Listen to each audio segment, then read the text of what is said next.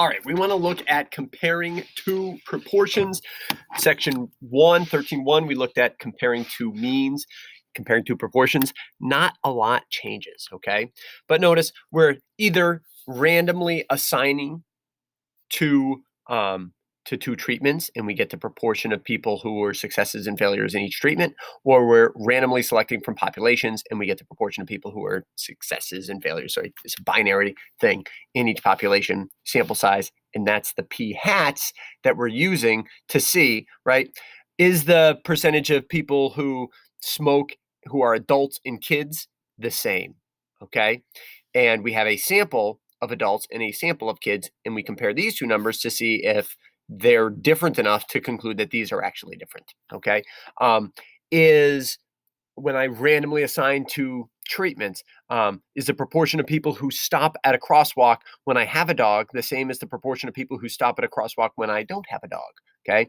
And we want to see, is there a difference in those two populations? And we have our sample proportions to see if there is a difference, okay? So we have a sampling distribution for combining two random variables.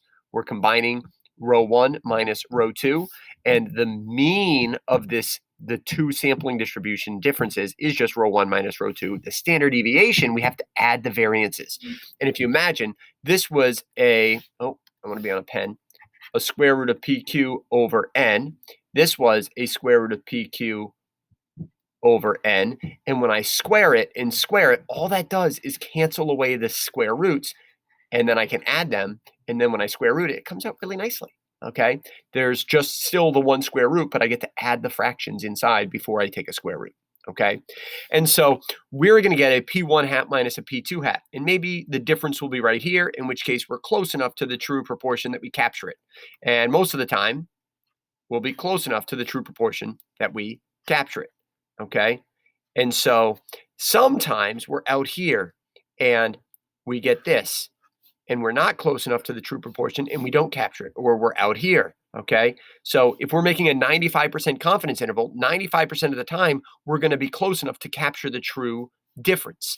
But 0.05, 5% of the time, we're going to be too far and we will fail to capture the true difference, okay?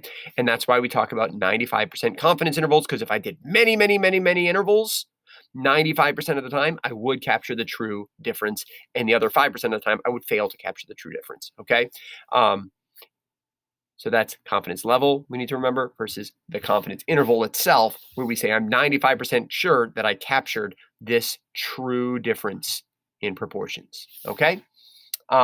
So we'll draw a simple random sample from a population or randomly assign, and you take your difference of p hats plus or minus your z star times that standard error we just talked about. So nothing, hopefully, too surprising here. The cool thing is, not only is it simple random sample or random assignment, independent of each other, and independent samples where we don't exceed 10% of the population, but now NP, NQ for both need to be only at least 5. And if you really think about it, right, you have 5 successes here and 5 successes there, which really gets you up to at least 10 overall, okay? And this, a lot of times you're given information of the number of successes and the number of failures, and that's all that this is. Because if I take N1 times P1, that's just the number of successes, and this is the number of fail in sample 1, and this is the number of successes and number of failures. And so you can just look at those numbers, as we'll see on this next slide, to make sure that they're all at least 5, and you're good to go, okay? So let's take a look at a study. So to study the long-term effects of preschool programs for poor children, okay? I know a lot of cities have mandatory preschool and stuff like Worcester does. They did this research following 2 groups of Michigan children since early childhood. There was a control group, 61 kids from population 1, poor, no preschool. 62, poor, and had attended 2 years of preschool, okay? And the response variable is, did they need social services as adults, okay?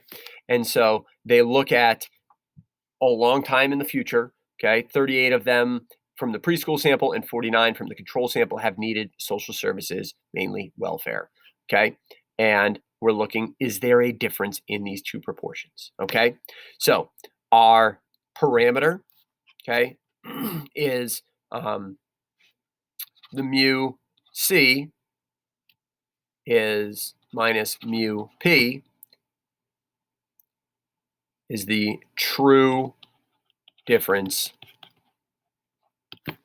in social services for control group versus preschool group. Okay, the true difference in proportion receiving social services, right? You want to talk about what we're talking about, the population proportion differences, okay? The assumptions and conditions, random, yes. It says that they were randomly selected from each population, okay? Independent, the two groups are independent of one another, and normal, we can see that 49 and therefore 12 are at least 5, and 38 and therefore 24 are at least 5, okay? So all at least 5, and so we can check those 3 conditions off, okay? Even if it doesn't explicitly state it, just say like, it doesn't really say whatever, and just say that, okay? Because it doesn't explicitly say that they were random. It just says from the same area and similar backgrounds. So they got 62. I'm assuming that there's more than 620 kids in, what city is it? Michigan. All right. So we're pretty good to go. All right. And then name it. We have 2 samples. It's proportion. So it's always Z, in this case, interval for proportions. Okay. There's my name, the test. And now I can create my confidence interval. I could just subtract these 2 and take 0.803 minus 0.613 plus or minus 1.96 to make a 95% confidence interval times the square root of, and then I need this PQ over N, 0.803 times 0.197 over 61 plus 0.613 times 0.387 over 62, all under a giant square. I could do that and create my confidence interval. Or I can just grab my handy dandy calculator and I can say stat tests, and we want not a 2 prop z test, we want a 2 prop z interval, which is right here. And when I hit enter, I've already entered in the stuff, 95% confidence interval. That's the successes in sample 1 out of a total, successes in sample 2 out of a total, and we calculate, and I get that interval, 0.03337 to 0.34, so 0.03 to 0.35, okay?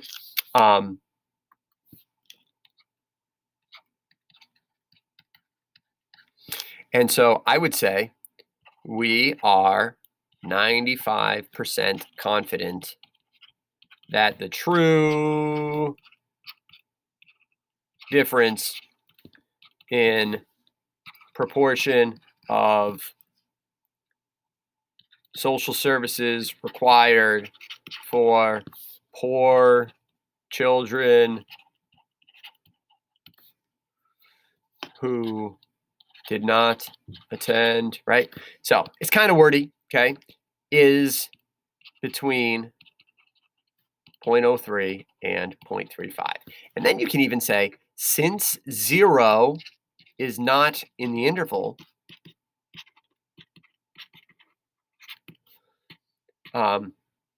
there's convincing evidence that there is a difference, okay? This is convincing evidence of a difference. I know you can't even read what I'm writing, okay?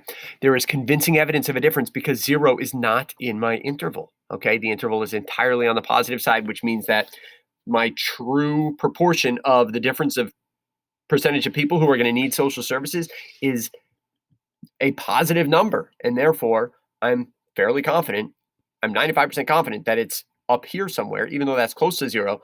It's on the positive side. The entire interval is on the positive side, which means that the percentage of people who, from the control group, who need social services exceeds the percentage of people who don't need it or who went to preschool. All right. So Good luck and farewell.